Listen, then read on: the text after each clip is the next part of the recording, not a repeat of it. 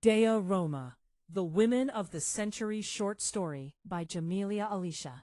She entered her loving herself era, quietly, without the resistance of others. Not with a manifesto or a haircut or a sudden disappearance from everyone who had ever doubted her, but with a steadiness that surprised even her. A soft no where there used to be apology. A hand on her own chest when anxiety rose, instead of reaching outward for permission to breathe.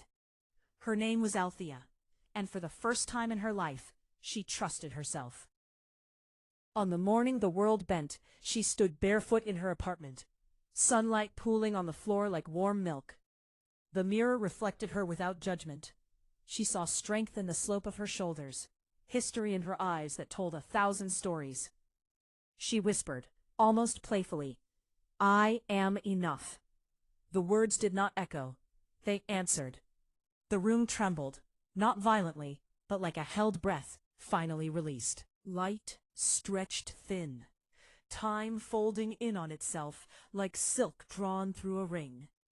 The mirror darkened, then opened, and Althea stepped forward.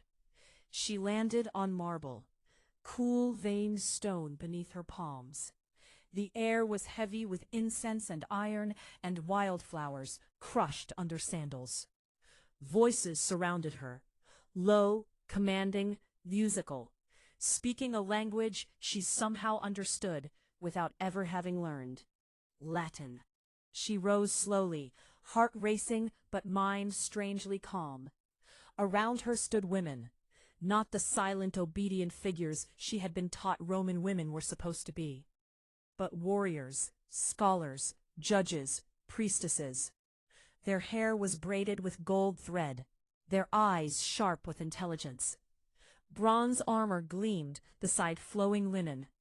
Power lived in their posture. At the center of them all stood a woman taller than the rest, cloaked in crimson. Her gaze pinned Althea in place. "Welcome," the ancient woman said. "You crossed when you were ready." Althea swallowed. "Ready for what?" The woman smiled, not kindly, not cruelly, but knowingly. "To remember who you are." This was not Rome as history had written it. This was Dea Roma, the goddess world that existed beneath the empire's surface, threaded through centuries like a hidden backbone. A realm where the Roman goddesses were not myths, but architects of time, guardians of balance, keepers of women's autonomy. Minerva taught strategy and knowledge not as